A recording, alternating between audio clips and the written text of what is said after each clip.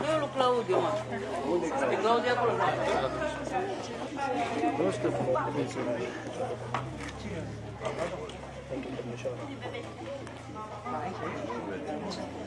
Are emoții.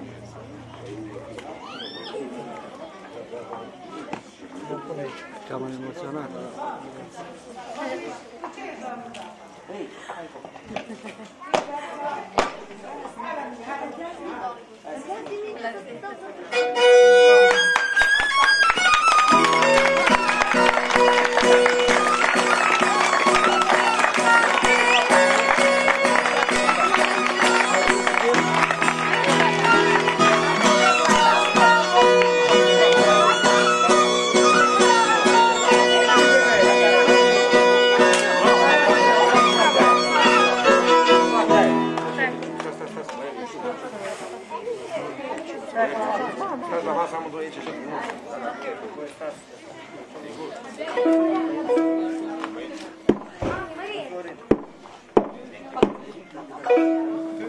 Să tacă casa, să grească masa, să ne tragă în plânireața.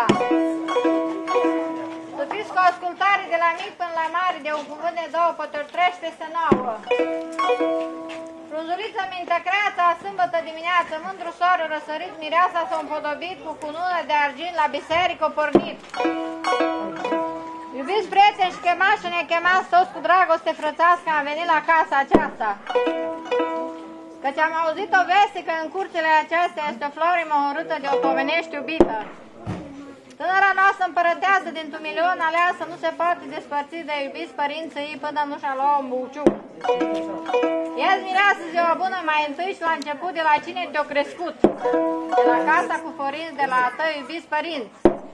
De la struțul din cunună, de la ta măicuță bună.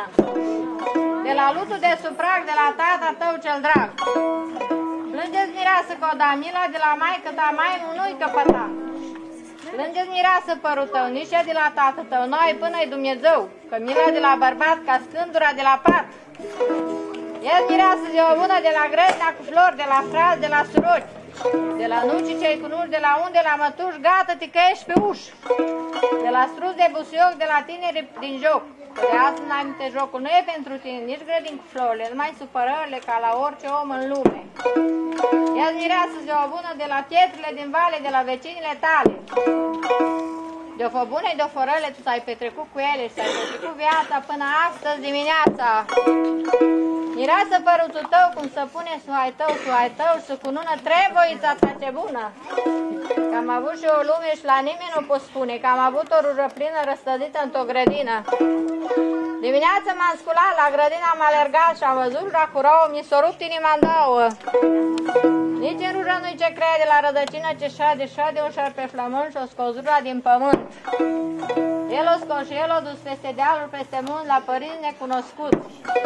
Mireasă până te învăța multe lacrimi vărsa și prin tindă și pe afară de-ar îmbla mărantovară. Apoi poți mireasă să lăcrămezi după binele cel pierzi.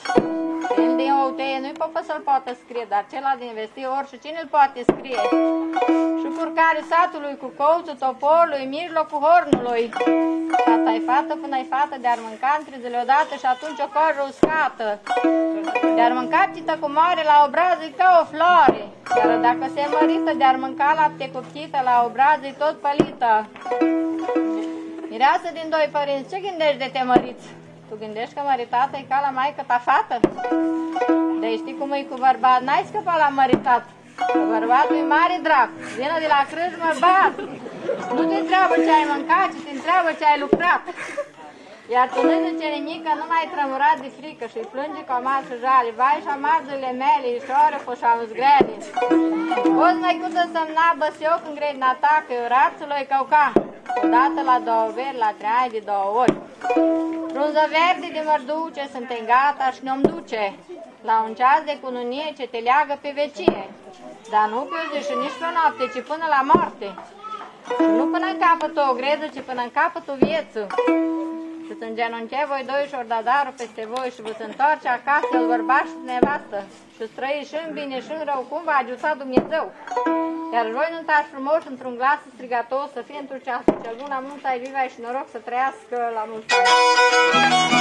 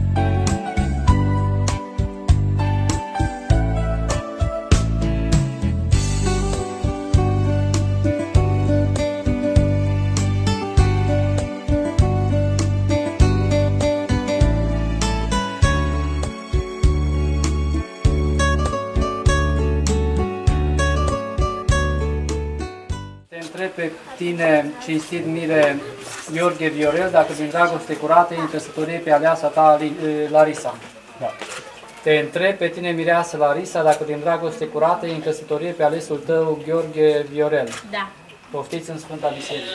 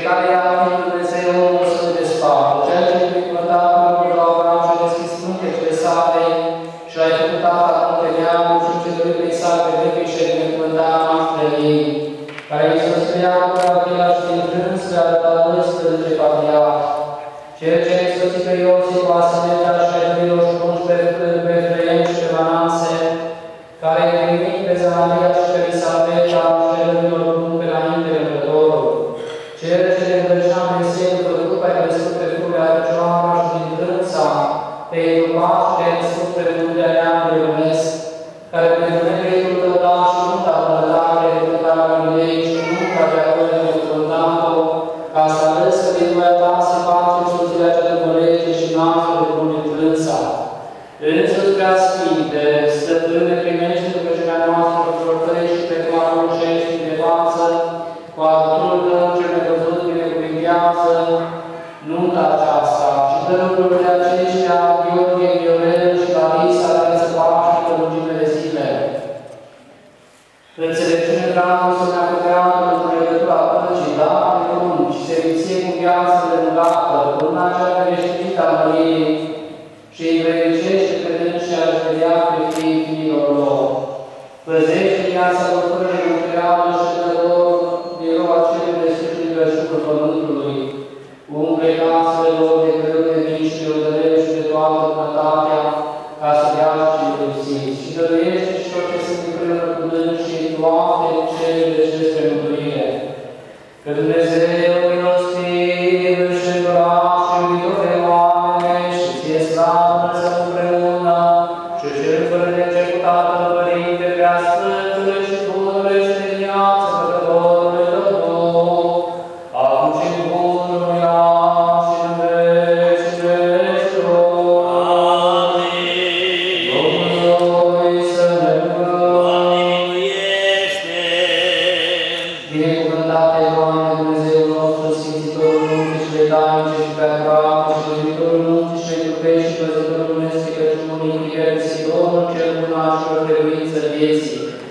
Însuși să Dumnezeu dintr-un început ai făcut pe om.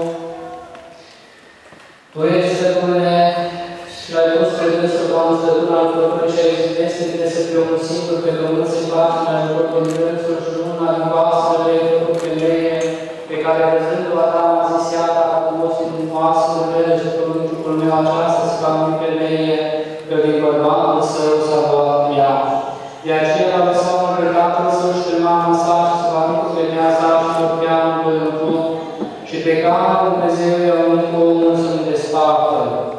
Și însuși a pus în Doamne Dumnezeul nostru, trimite anul tău cel ceresc peste locul de aceștia, Gheorghe, Viorel și Larisa, și de oameni care acestea să se trece toate bărbatul ei, și locul tău acesta ca să fie ca femei, să le fiască după voia ta.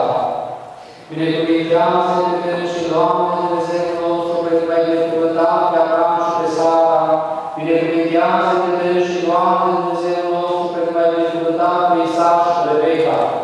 Binecuvintează-te pe și Doamne Dumnezeul nostru, pe care ai binecuvântat pe Iacov și pe toți patriarhii. Binecuvintează-te pe și Doamne Dumnezeul nostru, pe care ai binecuvântat pe Iosif și pe Asimeta. Binecuvintează-te și Doamne Dumnezeul nostru, pe care ai binecuvântat pe Moise și pe Zebora. Binecuvintează-te și Doamne Dumnezeul nostru, pe care ai binecuvântat pe Iachim și pe Ana. Binecuvintează-te și Doamne Dumnezeul nostru, precum ai binecuvântat pe Zaharia și pe Elisabeta. Și păzește-te și Doamne Dumnezeul nostru, precum ai păzit pe noi în corabie. Păzește-te și Doamne Dumnezeul nostru, precum ai păzit pe Iona în cântecele Chipului. Păzește-te și Doamne Dumnezeul nostru, precum ai păzit pe foc pe Sfinții tăi bine, trimițând rău din cer, și să vină peste dâns și bucuria aceea pe care a avut-o fericită Elena când a luat Sfințita Cruce. Adu-ți aminte de dâns și Doamne Dumnezeul nostru, precum ți-a adus aminte de Domnul Sfântul de Ilie. Adu-ți aminte de dâns și Doamne Dumnezeul nostru, precum ți-a adus aminte de Sfinții tăi 40 de ucenici trimițând de lor pământ din cer. Adu-ți aminte, Doamne Dumnezeul nostru, și de părinților care i-au născut și i-au crescut, pentru că rugăciunile părinților întăresc temerile caselor copiilor. Adu-ți aminte, Doamne Dumnezeul nostru, și de rogele aceștia, Dumitru și Maria, Dumitru și Ana, Dumitru și Irina, Ioan și Maria, Ioan și Alina, Ioan și Viorica, Simeon și Maria, Florin și Florina, Ioan și Maria, Vasila și Cristina, nașilor, care sunt ai de pază și de lăudat și care s-au dat răsăvârșirea acestei sfinte taine. Aduce aminte, Doamne Dumnezeul nostru, de rogul acesta, Gheorghe Gheorel și de roaba ta aceasta, Larisa, și binecuvintează pe dânsii, de roadă, Părinte Hristos, până înțelegi, răspătească și piască, până a se vedere și ca ce divana, ca o preosvită, tălelor roadele pământului, ca toată deslarea, să sporească, spre Domnul bun și pe plăcuție să vadă pe fiilor lor, ca niște plăcuțetele de măslinul pe Dumnezeilor, și bineplăcând înaintea ta să strălucească alămânătorii pe jertfine Domnul nostru, căruia să cuvine toată slava, cinstea și plinăciunea Tatălui și Fiului și Sfântului Duh, acum și pururea și în vecii vecilor. Amin. Domnul să Mântuiește! Dumnezeul cel Sfânt, care din țărâna ai făcut pe om și din coasta lui ai făcut pe mine și ai sfântului și ajutor, pentru că așa a făcut slavei tale, se rupe un singur pe pământ, însuși acum stăpâne timp de Natale Sfântul Tălocaș și unește pe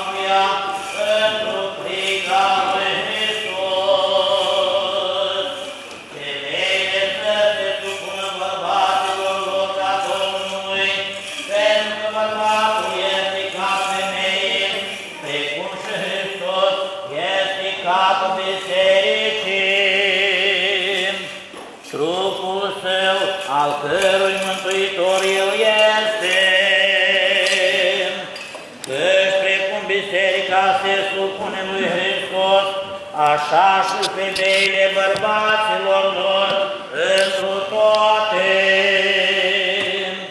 Bărbaților, iubiți pe femeile voastre, după cum și Hristos a iubit biserica și s-a dat pe sine pentru ea, ca să o sfințească, curățindu-o cu baia apei prin cuvânt, și ca să o fățișeze siși biserică slăvită, neavâmpată sau întinăciune, ori altceva de acest fel, ci ca să fie sfântă și fără de prihană. Așadar, bărbații sunt datori să iubească femeile lor ca pe înseși trupurile lor. Cel ce iubește femeia, pe sine să iubește, căci nimeni vreodată nu și-a urât trupul său, ci fiecare îl hrănește și îl încălzește, precum și Hristos biserica. Pentru că suntem mădulare ale trupului Lui, din carnea Lui și din oasele Lui. De aceea va lăsa omul pe tatăl său și pe mama sa și se va lipi de femeia sa și vor fi amândoi un trup. Taina aceasta mare este, iar eu zic în Hristos și în biserică. Astfel și voi fiecare așa să iubească femeia ca pe sine însuși, iar femeia să se teamă de bărbat. Și Domnului tău, aleluia, aleluia, aleluia.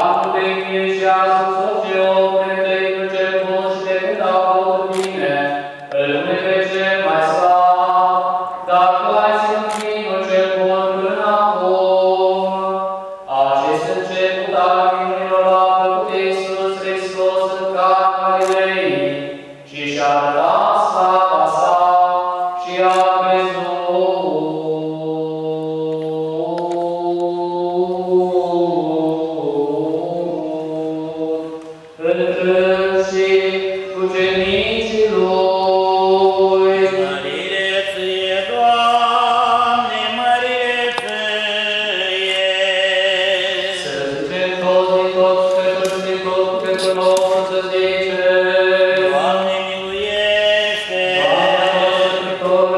Doamne,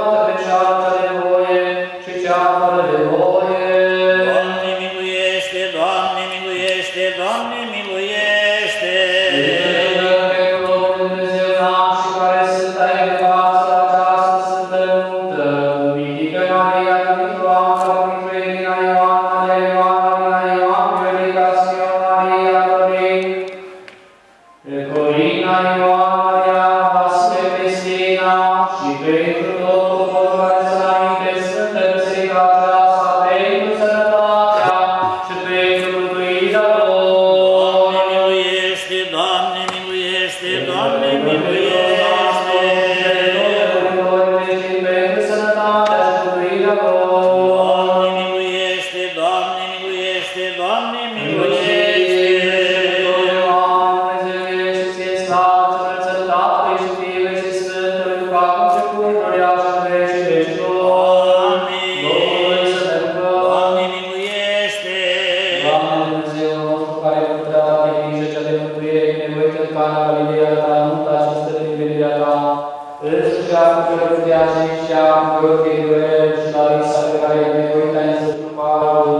Păzește din pasul și cu înțelegere, arată-mi dator și să crește patul neîntinat și nevoiește să-și treacă viața lor de viață și învelicește pe mine și să ajungă la pămânesc fericite victimă curată prin poruncile tale.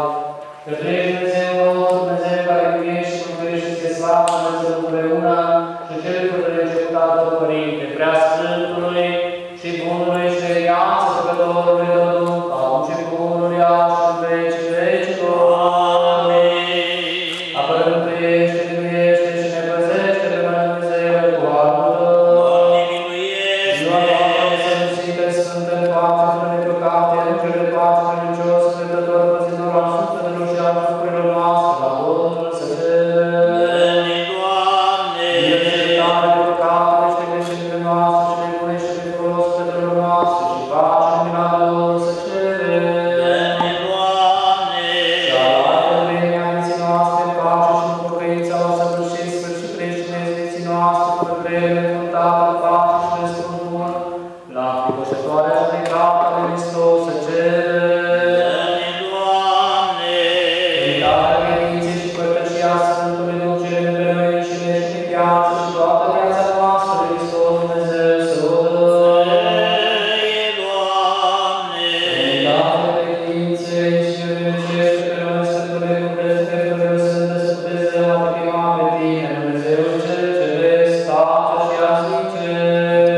Tatăl nostru care ești în ceruri, sfințească-se numele Tău, vie împărăția Ta, facă-se voia Ta, precum în cer, așa și pe pământ. Pâinea noastră cea de toate zilele, dă-ne nouă astăzi și ne iartă nouă greșelile noastre, precum iertăm și noi greșiților noștri.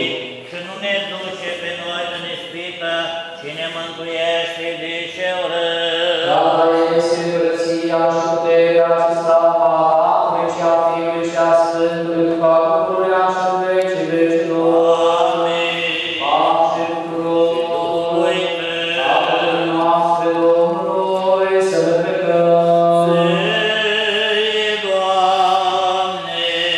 Doamne Dumnezeule, ce toate ai făcut cu puterea Ta și ai din lumea și ai înfrumusețat lumea cu celor făcute de Tine și acest paviu de care ai dat celor care se însoțesc prin numirea anunții, binecuvintează cu binecuvântare duhovnicească.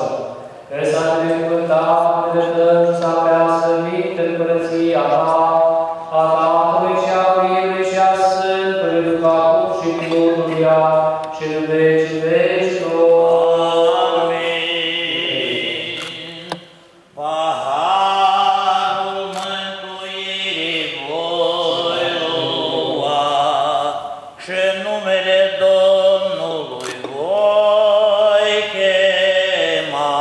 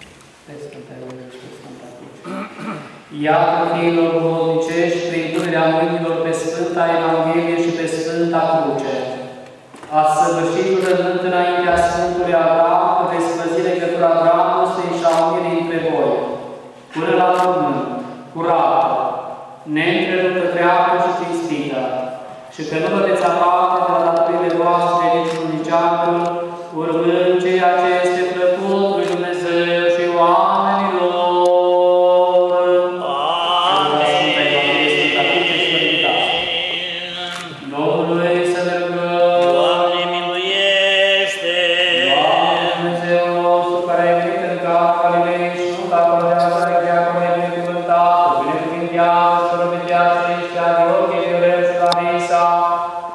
care prin purtare de grijă s-au însoțit prin taina anunții, binecuvintează întrăveștilor, învățește cu bunătăți viața lor, primește-o în împărăția ta, păzindu-i curată de priană și neascundeți în vecii vecilor. Amin. Apele noastre Domnului să le plecăm.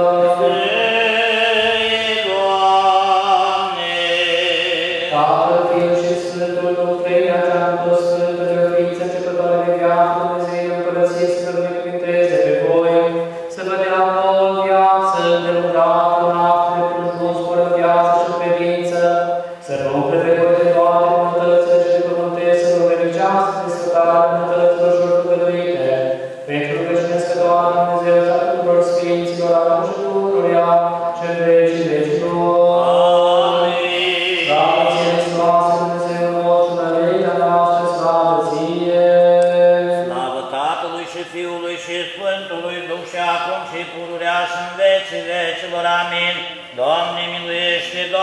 miluiește, Doamne, miluiește, pentru numele Domnului, Părinte, binecuvintează.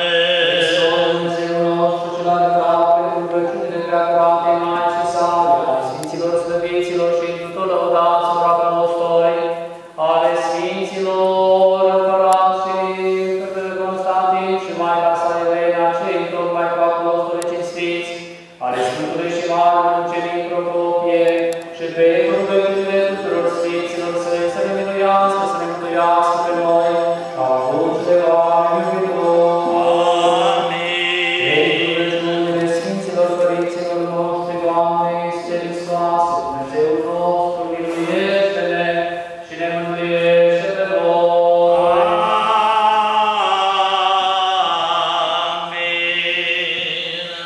În numele Tatălui și al Fiului și al Sfântului Duh. Amin. Învrednicește-i să ajungă la bătrânesc fericite, cu inimă curată, împlinind poruncile tale. Iubiți mii, cinstiți nași, fragmentați, iată-ne în această sfântă zi, în această seară, în Sfânta Biserică, înaintea Sfântului Altar, săvârșind una dintre cele mai frumoase Sfinte taine în cele 7, taina Sfintei Căsătorii. Sfântul Apostol Pavel o numește ca fiind mare, iar el zice Hristos și în Biserică. De ce este mare? Pentru că este taina vieții. Dumnezeu, când a creat prima pereche de oameni, Adam și Eva i-a binecuvântat pe dânsii și a zis: creșteți și vă înmulțiți și stăpâniți pământul. Deci, iată, a dat Dumnezeu această poruncă primilor oameni și nu numai lor, ci nouă tuturor, iar când Mântuitorul la nunta din Cana Galilei, fiind prezent împreună cu ucenicii și cu Maica sa, a ridicat această rânduială la rangul de Sfântă Taină. Și acum, așa cum ați văzut, Mântuitorul Iisus Hristos, la rugămintea mamei sale, a săvârșit și prima sa minune dumnezeiască și au crezut în trânsul ucenicii săi. Ce cuvinte să vă spun, iubiți mii, nu vreau să vă rețin, pentru că trebuie să ajungeți și la cuvânt pentru partea a doua, care urmează acestei Sfinte Taine.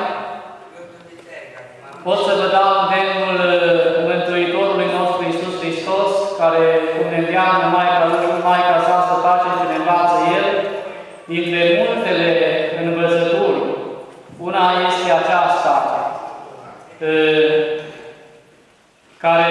pe care Mântuitorul nostru Iisus Hristos ne-a dat-o și ne-o dă nouă fiecăruia dintre noi, este aceea de a căuta mai întâi Împărăția lui Dumnezeu și toate celelalte se vor adăuga vouă, spune El. Iată, la fel vă spun și eu, iubiți mii, astăzi, în această seară, ca în viața voastră, de acum înainte, să fiți înțelepți, cum ne îndeamnă Mântuitorul, fiți înțelepți ca șerpi și nevinovați ca porumbei. Și să căutați că viața aceasta este făcută pentru a dobândi pe cealaltă. Nu suntem și nu trăim aici veșnic. Și făcând aceasta, desigur că ne vom asemăna ca și tânărul cel înțelept din Evanghelia de mâine, care venind la Mântuitorul Iisus Hristos a întrebat învățătorule ce să fac ca să moștenesc viața cea veșnică. Ce este scris în lege? Cum citești? Să iubești pe Domnul Dumnezeul tău, pe aproapele tău, cinstește pe tatăl tău, pe mama ta, aduce aminte de ziua Domnului să o cinstești pe ea, să nu furi, să nu fi desfrânat de cele 10 porunci Dumnezeu. Și el spunea, toate acestea le-am păzit din tinerețile mele. Iată ce trebuie să faceți și voi, iubiți mine, pentru a dobândi Împărăția lui Dumnezeu. Să încercați să păziți poruncile Lui Dumnezeu. De altfel, cum am spus când ați fost să vă mărturisiți, să vă spovediți, că este foarte important a împlini cuvântul lui Dumnezeu. Pentru că Evanghelia Maicii Domnului, în ziua când voi ați fost cu cununa, cu cinstea la Sfânta Mănăstire, când se spunea că a intrat Iisus într-un Sate, o femeie cu numele Marta, l-a primit în casa ei și aceasta avea o soră care se numea Maria și care stătea la picioarele Mântuitorului. Marta se silea să facă o spăzmare și reproșează, nu să pătresc că sora mea m-a lăsat singură, spune-i să-mi ajut. Marco, Marco, te silește, te îngrijește multe, un singur lucru trebuiește. Atenție, discipli, un singur lucru trebuiește. Maria, partea cea bună și-a ales care nu se va lua de la ea. Partea aceasta este partea ascultării Cuvântului lui Dumnezeu și a împlinirii. Nu mai să ascultăm, trebuie să-și împlinim. Că nu vorbitorul, nu ascultătorul, ci cel care face voia lui Dumnezeu. Acela este cel care împlinește porunca lui Dumnezeu. Nu cel care știe, se laudă că știe mult. Și dacă le știe cu atât mai mult, trebuie să le și împlinească pe cele care le știe. Pentru că dacă nu le știe, are circunstanțe atenuante că nu știe și din neștiință.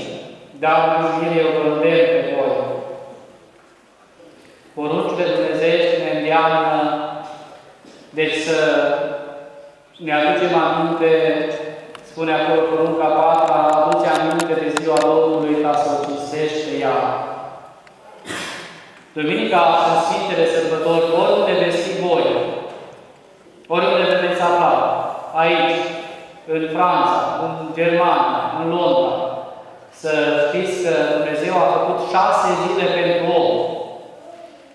Iată cât de bun este Dumnezeu. N-a spus 3 zile pentru mine și 4 pentru voi, ci a spus 6 zile pentru om și doar una singură pentru Dumnezeu. Și în acea zi, în cadrul dumnezeieștii liturghii, se revarsă multe binecuvântări. De fapt, aia este cea mai înaltă slujbă posibilă de pe pământ și problema este că o zi de luni, dacă ai trebuit o recuperezi lunea viitoare, dar ziua de duminică, ziua de mâine, de duminica trecută, nu mai poți niciodată să o recuperezi. Pentru că urmează alta și alta. Apoi, cinstește pe tatăl tău și pe mama ta, pentru că rugăciunile părinților întăresc temerile caselor copiilor.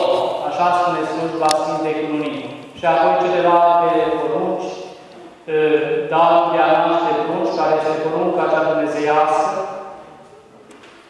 și să îl îndemn să aveți la temelia casei voastre. Pentru că tinerii de obicei pleacă în viață și se spune că virgulă casă voiesc ca să a zidi. Precum la taina căsătoriei stă dragostea creștină, despre care spune Sfântul Apostol Pavel că dacă ar trăi inimile îngerilor și ale oamenilor și tainele toate de a-și cunoaște și de a-și avea atâta credință cât sărut și munți, și dacă ar da focul meu să fie ars, iar nu am dragoste, nimic nu folosește. Deci iată cât de mult folosește dragoste. Adică ce este dragostea? Credință o avem.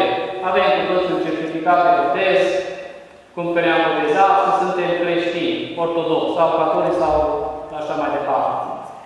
Dar dragostea este transpunerea în faptă a credinței. Cred și dovedesc credința mea prin faptă.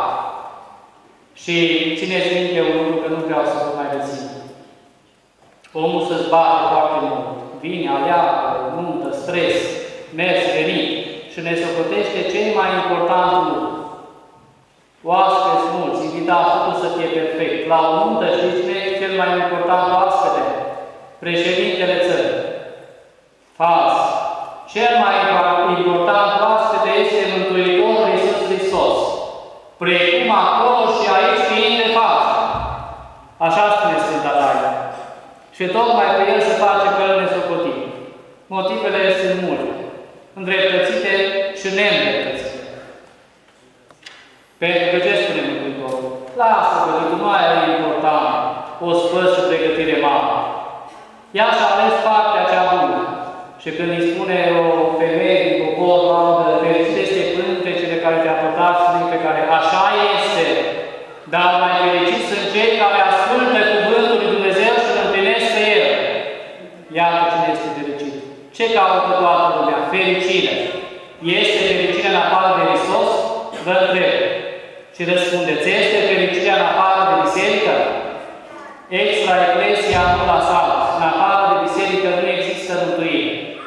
Să o căutați în biserică, să cercetați biserica, pentru că biserica este mamă. Cine nu are biserica ca și mamă, nu poate avea pe Dumnezeu ca și tată.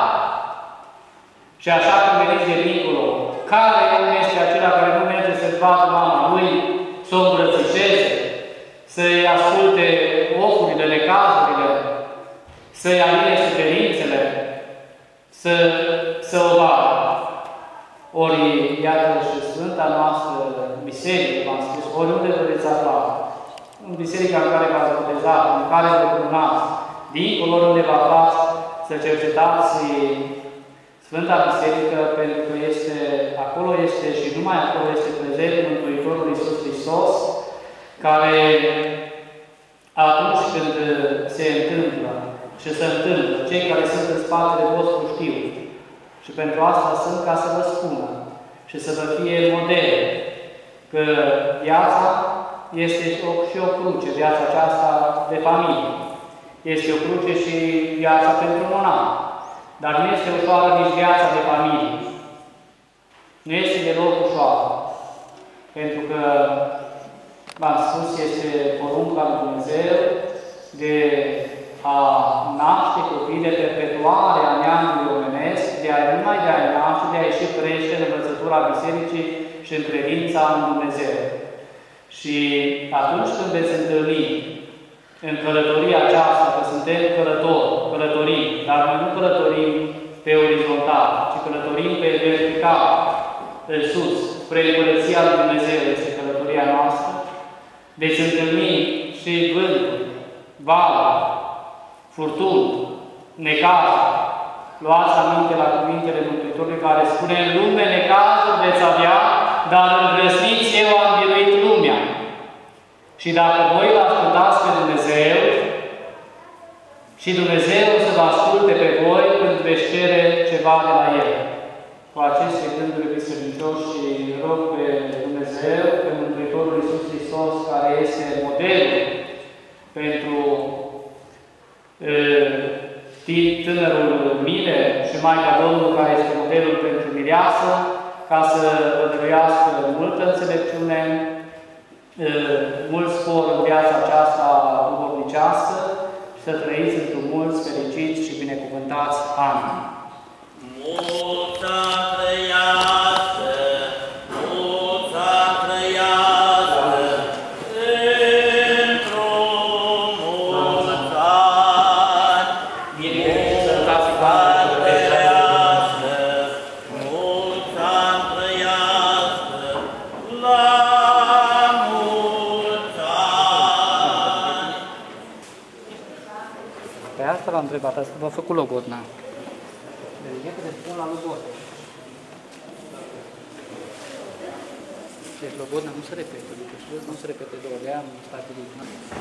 Ei au fost logotiți dincolo, pentru că nu se repetă logodna, care se răzune din cauza de repete mână, se spune de repete de mână. Hai de nașul.